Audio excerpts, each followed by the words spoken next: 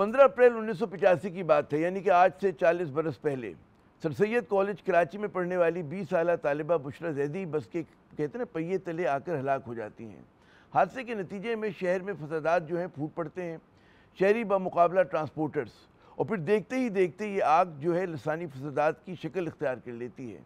इन फसादात ने कराची और उसकी सियासत को जो है यकसर बदल दिया, इसमें तशद्दुद और नफ़रत का जहर भर दिया। जिन शहरियों ने वो दौर देखा और झेला, उन्हें आज भी उन कहते हैं ना वो दिन याद करके उनको झुरझुरी आ जाती है। लेकिन कहने वाले उस वक्त भी कहते थे कि जी मसला जो है लसानी नहीं बल्कि इंतज़ामी है। कराची जैसे बड़े शहर में ढंग की पब्लिक ट्रांसपोर्ट नहीं, मुनासिब सड़कें और इंफ्रास्ट्रक्चर नहीं, और ट्रैफिक कवानीन पे अमल नहीं। 1985 में कराची बड़ा शहर था, 40 बरस बाद अभी और बड़ा शहर हो चुका है। साथ ही इसके जो पुराने मसले हैं वो और ज़्यादा बड़े और गंभीर हो चुके हैं। आज भी शहर में मुनासिब पब्लिक ट्रांसपोर्ट नहीं, शहर का इंफ्रास्ट्रक्चर जो है खस्ता हाल है, बदहाल है, और सड़कों पे लाकानूनियत का राज है। इस शहर में हर रोज़ भारी गाड़ियों के पहिए तले आकर कोई ना कोई शहरी जो है, यानी कि 21वीं सदी में भी कोई ना कोई बुशरा जैदी या कोई नौजवान जो है जान से जाता है। मसला 40 बरस पहले भी इंतज़ामी था और आज भी जो है एक ऐसी सूबाई हुकूमत है जो शहर से लाताल्लुक़ है और इस मसले को हल करने में नाकाम है। सोचिए कि 2025 में अब तक ट्रैफिक हादसात में 733 अफराद जो है हलाक हो चुके हैं, जबकि 10,000 से ज़्यादा ज़ख्मी हुए हैं। 2 रोज़ पहले DGISPR ने पिंडी में ब्रीफिंग में बताया कि जी दहशतगर्दी की वजह से पूरे मुल्क में शहीद होने वालों की तादाद जो है 1073 है, जिसमें सिविलियन भी हैं, सिक्योरिटी एहलकार भी, दोनों शामिल हैं। लेकिन दूसरी तरफ अगर हम कराची में हादसात की सूरत में सड़कों पे होने वाली जो एक दहशतगर्दी है, उसमें हम देखते हैं कि जी 730 से ज़्यादा अफराद जो है हलाक हो चुके हैं और उसमें हर गुजरते दिन के साथ इजाफा हो रहा है। ट्रैफिक हादसों में हलाकतों की बड़ी जिम्मेदारी जो है भारी गाड़ियों पर जाती है, यानी कि ट्रक्स हैं, बसेज हैं, उन पर आयद होती है। इन हादसात में मुलविस बेशतर ड्राइवर जो हैं वो लाइसेंस रखने के बावजूद गैर तरबियत याफ्ता हैं और बहुत से जो हैं बिना लाइसेंस जो हैं गाड़ी चला रहे होते हैं। बेशतर हादसात जो हैं वो तेज़ रफ्तारी की वजह से होते हैं या ड्राइवर्स की लापरवाही की वजह से पेश आ रहे होते हैं। कहने वाले कहते हैं कि जी कोई ड्राइवर नशे में होता है, कोई फ़ोन इस्तेमाल कर रहा होता है, तो कोई बिना इंडिकेटर जो है लेन बदलता है और कोई जो है बर वक्त जो है ब्रेक लगाना भूल जाता है। 2023 में भारी गाड़ियों की जद में आकर हलाक होने वालों की तादाद जो थी वो 61 थी, जो 2024 में बढ़कर जो है 265 हो गई। लेकिन सूबाई हुकूमत और ट्रैफिक पुलिस इस मसले के जो हल है उसमें नाकाम है और सियासी जमातें जो हैं, जो बड़ी सियासी जमातें, वो आपको सिर्फ इस मामले पर भी सियासत करती नज़र आती हैं।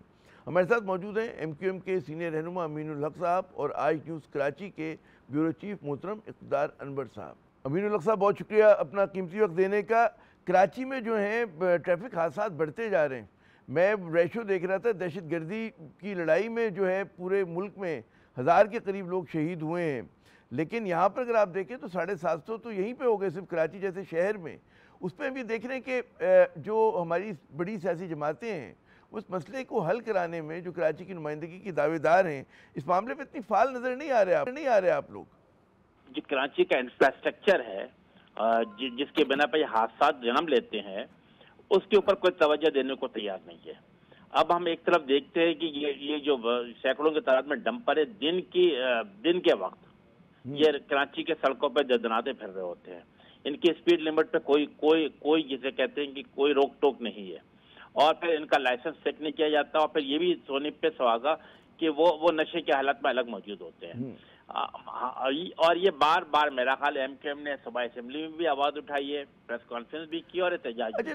लोग ये कहते हैं कि आप लोग ज़ाहिर के हुक्मरान इत्तेहाद का हिस्सा हैं, इस हवाले से पीपल्स पार्टी के साझेदार भी हैं किसी न किसी हवाले से। ठीक है, सिंध असेंबली में आप लोग हिज़्ब इख्तिलाफ में हैं, तो कहीं पे मतलब है आप लोग अपना असर दिखाकर, मतलब है इतनी अहम सियासी तरमीम हो रही है, बाकी चीज़ें हो रही हैं, तो क्यों नहीं कराची के लिए जो है अच्छी तरह से बार्गेन कर पा रही है MQM? नज़र नहीं ये छोटे छोटे मसले। मैं भी देख रहा था, बुशरा जैदी साहिबा का केस हुआ था 1985 में अप्रैल में, आपको याद होगा, तो वो दौर हो गया और ये आज का दौर आ गया, तो कराची की हालत तो मज़ीद अबतर हो गई सड़कों पर। देखिए, मेरा ख्याल है ये बात हमें ध्यान में रखनी चाहिए कि MQM पाकिस्तान का पीपल्स पार्टी के साथ कोई साझेदारी नहीं है। हम एक सिंध के अंदर मुकम्मल हिज़्ब इख्तिलाफ के तौर पे काम कर रहे हैं और हर इश्यूज़ के ऊपर उनके खिलाफ आवाज़ उठाते हैं। ये जो सबसे पहले जो वो नंबर प्लेट का इशू आया, उसके खिलाफ MQM पाकिस्तान ने आवाज़ उठाई है और फिर इसके बाद चालान का जो मामला आया है, मैं समझता हूँ कि चालान जो है वो दुबई के बराबर है اور جو انفراسٹرکچر ہے وہ موئنجودارو کے برابر ہے. تو اس طریقے سے میرا خیال ہے کراچی کے عوام کے ساتھ زیادتی کرنے کی کوشش کی جا رہی ہے. یہ میرا خیال ہے کہ جو سندھ کے جو حکمراں ہیں یہ بادشاہت کے طرف پر کام کرنا چاہتے ہیں. اس بادشاہت کا طرف ختم کرنا پڑے گا. رہی وجہ ہے کہ ایم دیکھیں کہ کل جو پرسوں جو واقعہ ہوا گارڈن کے اوپر رینچوڑ لائن کے نزدیک پہ, تو سب سے پہلے کون پہنچا وہاں پہ؟ ایم کے کارکنان تھے, ایم کے ذمہ داران وہاں پہنچے. آپ کو سن کر حیرانگی ہوگی کہ جب لوگوں کے اوپر فائرنگ کی گئی اور لوگوں کو دھمکانے کی کوشش کی گئی, جدید ترین اسلحہ کی نمائش کی گئی, تو اس موقع پہ کون تھا عوام کے ساتھ کھڑا ہوا؟ ایم کے لوگ کھڑے تھے. ایم کا عوامی نمائندہ وہاں پہ کامران فاروق موجود تھا. اس کے اوپر سونے پہ سہاگا کہ جب وہ عوامی بات کر رہا تھا, عوام کی حمایت کی بات کر رہا تھا, تو اس کے اوپر سندھ حکومت نے ایف آئی آر کاٹ دی. ایم کے اس کے ساتھ مذمت کرتی ہے, مطالبہ کرتی ہے کہ سندھ کے جو ہمارا جو سابق ایم پی تھا اس کے خلاف ایف آئی آر واپس دی جائے. ہر فورم پہ ہم اس کے خلاف آواز اٹھاتے رہیں گے. اچھا, آج نیوز کے بیورو چیف اقرار انور صاحب بھی میرے ساتھ موجود ہیں. یہ کچھ آپ سے سوال ایک آدھ کرنا چاہ رہے ہیں. جی اقرار. امین بھائی بہت شکریہ آپ کا. امین بھائی, دیکھنے میں یہ آیا کہ جنازے میں اس طرح کی قیادت جو ہے اس نے شرکت نہیں کی. گورنر صاحب تو آئے, لیکن اس کے فوراً بعد ایسا لگتا ہے پولیس نے جو دفعات لگائیں وہ بہت ہلکی تھی. ایک زمانے میں ہم دیکھتے تھے ایم کیو ایم کی جو 8 کمیٹی ہوتی تھی یا ایم کیو ایم کے جو وکلا ہوتے تھے وہ اس پہ کافی مزاحمت کرتے تھے, لیکن چونکہ کامران اکیلا ہی تھا تو اس طرح کی دفعات نہیں لگ پائیں اس ایف آئی آر کے اندر, جبھی ضمانت بھی فوراً ہو گئی. دیکھیں ایم کے ایم کے اب الحمدللہ کامران فاروقی نہ صرف ہمارا ایم پی ہے بلکہ سی او سی سی سینٹرل آرگنائزنگ کوآرڈینیشن کمیٹی کا ممبر بھی ہے. ایک ایم کے ایم کے میرا خیال ہے مڈ لیول سے اوپر کا لیڈر بھی ہمارا موجود تھا. ایم کے ایم کے اراکین صوبائی اسمبلی بھی موجود تھے, قومی اسمبلی بھی موجود تھے, ایم کے ایم کا تمام ٹاؤن کے لوگ موجود تھے. اور ہم نے کوشش کی کہ یس جو غیر قانونی حرکت ہوئی ہے, اسلحہ تانا گیا ہے, اسلحہ کی نمائش کی گئی ہے, فائرنگ کی گئی ہے, تو اس کے خلاف ایف آئی آر کاٹی جائے. اور ہم کسی حد تک, چونکہ ہم دیکھیں ہمیں سابقی سے کام لینا پڑے گا نا, کیا ہم حکومت کا حصہ نہیں, ہم اپوزیشن میں, ہم اپنی بساط کے عین مطابق جتنی لڑائی کراچی کے عوام کی بہتری کے لڑ سکتے یقیناً لڑنے کی کوشش. امید صاحب, آپ بار بار کہہ رہے ہیں بالکل اپوزیشن میں آپ ہیں, لیکن لوگ سمجھتے ہیں کہ جی سمبولک آپ اپوزیشن میں ہیں, کیونکہ جو ایک نظام ہے اس میں تو آپ لوگ ساجھیدار ہیں. پاکستان پیپلز پارٹی بھی اس کا بڑا مضبوط ستون ہے اور آپ لوگ بھی ماشاءاللہ بڑا اہم ستون ہے. تو آپ لوگ اپنے گڈ آفیسز جو ہیں وہ استعمال کر کے کراچی کا کوئی مطلب چونی اٹھنی کا کوئی تو کام ہو نا. ای چلان پر بھی خالی سندھ اسمبلی میں قرارداد جمع ہوئی ہے, کورٹ نہیں گیا, حالانکہ جماعت بھی گئی ہے, جماعت زیادہ ووکل ہے اس معاملے پہ. ایم کے ایم کیوں نہیں گئے ابھی تک کورٹ, یا آگے کیوں نہیں بات ہو رہی اس موضوع پہ؟ میں دونوں چیزیں حل کر دیتا ہوں. دیکھیں میرا خیال ہے کہ اگر کراچی ماسٹر پلان کے حوالے سے سپریم کورٹ میں کون گیا, کون جیت کر آئے, ایم کے ایم پاکستان کی, ٹھیک ہے نا. آرٹیکل 140 کے حوالے سے سپریم کورٹ میں کون گیا, جسٹس گلزار سے فاتح بن کر کون آئے, ایم کے ایم پاکستان بن کر آئی نا. ای چالان کا معاملہ ہو, نمبر پلیٹ کا معاملہ ہو, ڈمپر ایشو یا کراچی کے ترقیاتی کاموں کا معاملہ, تو ایم کے ایم ہمیشہ فرنٹ پہ رہتے ہیں. یس, کراچی کے ترقیاتی اسکیموں کے بھی حوالے سے ایم کے ایم پاکستان نے وفاقی حکومت سے لڑ جھگڑ کر کے 20 ارب روپے کراچی کے لیے اور 5 ارب روپے حیدرآباد کے لیے already P I D C میں آ چکا ہے. آپ سب اس بات کے گواہ ہیں. ترقیاتی کاموں پہ آپ کی خدمات ہے, اس میرے خیال میں مین صاحب ہم لوگ بیٹھ کر بات کریں, فون پہ زیادہ مزہ نہیں آئے گا, وہ ہم نے ڈمپر پہ بات کرنی تھی. بہت بہت شکریہ, آپ نے اپنا قیمتی وقت دیا. ناظرین, ہمارے ساتھ امین الحق صاحب موجود, قومی موومنٹ پاکستان کے سینئر رہنما. اقرار انور صاحب ہمارے ساتھ بدستور موجود ہیں, بیورو چیف ہیں یہ کراچی آج نیوز کے. ان سے پوچھتے ہیں کہ جناب سب سے پہلا سوال تو اقرار یہ بتائیے کہ سندھ حکومت جو ہے اس سلگتے ہوئے مسئلے کو حل کرانے کے لیے جو حادثات روز ہو رہے ہیں, رکنے کا نام نہیں لے رہے ہیں, اس کے لیے کیا کر رہی ہے؟ کچھ ہے ان کے ایجنڈے پر, ہے نہیں ہے؟ اچھا, ایسا مجھے محسوس ہوتا ہے کہ جیسے سندھ حکومت جو ہے نا وہ اپنے خلاف خود لوگوں کو بغاوت پر اکسانے کی جو ہے نا وہ کوشش کر رہی ہے. کیونکہ آپ دیکھیں جو ای چالان کی تقریب ہوئی اس میں میڈیا کی انٹری بند تھی, اس میں کہا گیا کہ ہم آپ کو فیڈ فراہم کریں گے, آنے کی ضرورت نہیں ہے. لیکن لیاقت محسود جو کہ ڈمپر ایسوسی ایشن کا صدر ہے, اسے پہلی لائن میں بٹھایا گیا. پہلی لائن میں بیٹھا, وہ آیا تو وزیر اعلیٰ, وزیر داخلہ, آئی جی سندھ نے اس کا اٹھ کر استقبال کیا.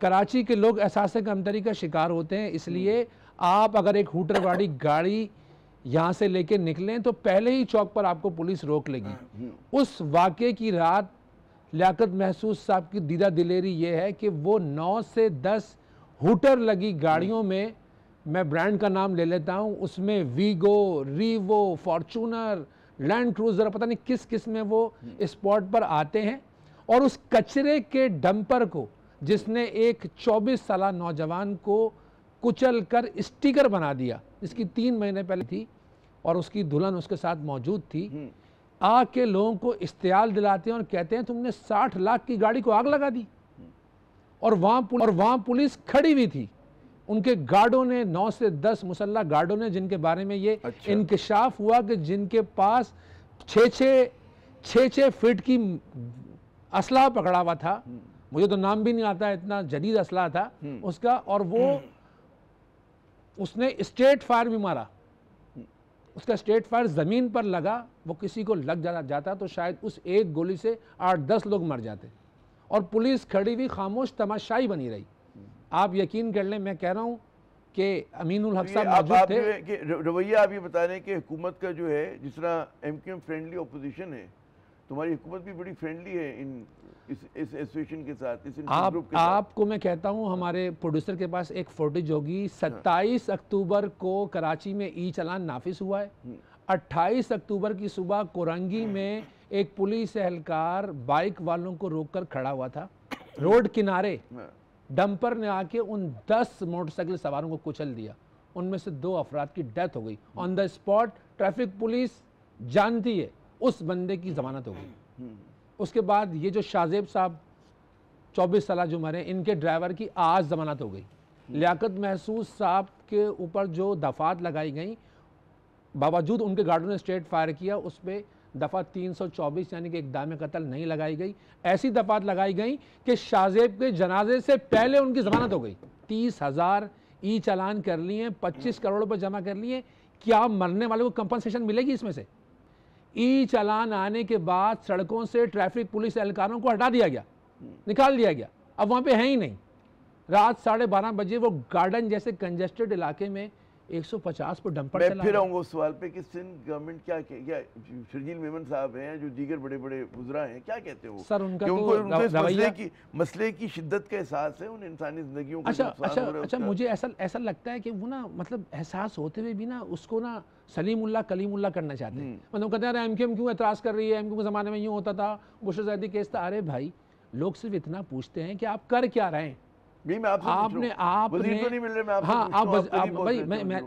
نے 20 لاکھ روپے کی انشورنس کر دی ہے کہ جی 20 لاکھ روپے مرنے والوں کو دے دیے جائیں گے، اس کا پروسیس اتنا لمبا ہے، شدید ہے کہ 3 سال ہو گئے، پھر پیسے ملیں گے۔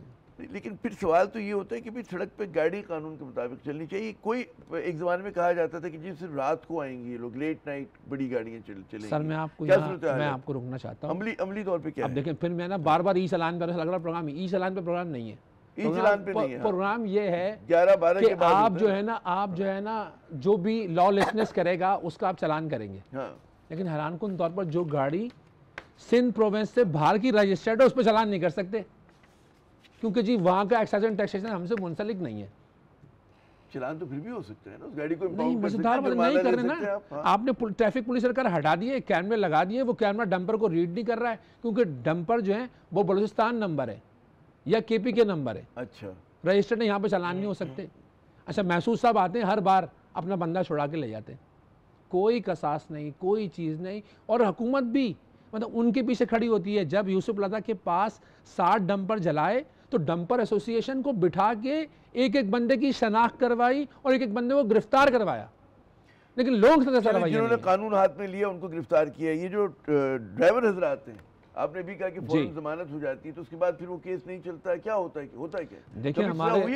دیکھیں ہمارے تو میں مطلب نا قانون ساز کے لیے قانون سازی کر دو، قتل خطا جو ہے نا قابل ضمانت جرم ہے، کہتے جی غلطی سے مار دیا میں نے، غلطی ہو گئی۔ ہر بار ڈمپر کی بریک فیل ہوتی ہے، آپ کی میری گاڑی کی بریک فیل نہیں ہوتی۔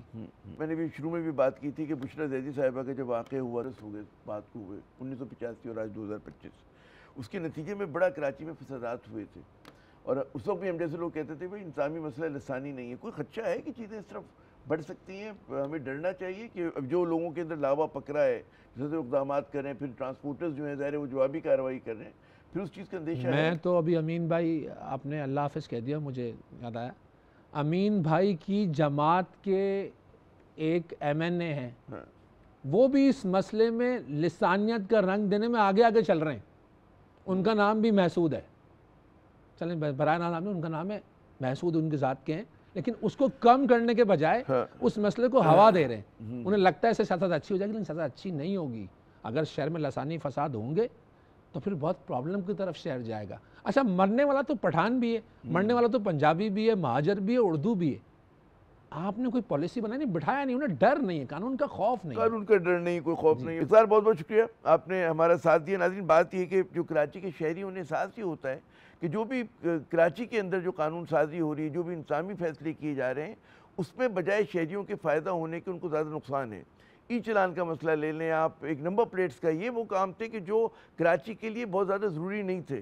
جو ضروری کام تھے وہ سڑکوں کی مرمت تھا، ضروری کام یہ تھے کہ جی قانون کا جو ہے آپ نفاذ کریں، ٹریفک قوانین کو جو ہے آپ امپلیمنٹ کریں، حادثوں کو روکیں، ان چیزوں پہ کام نہیں ہوتا۔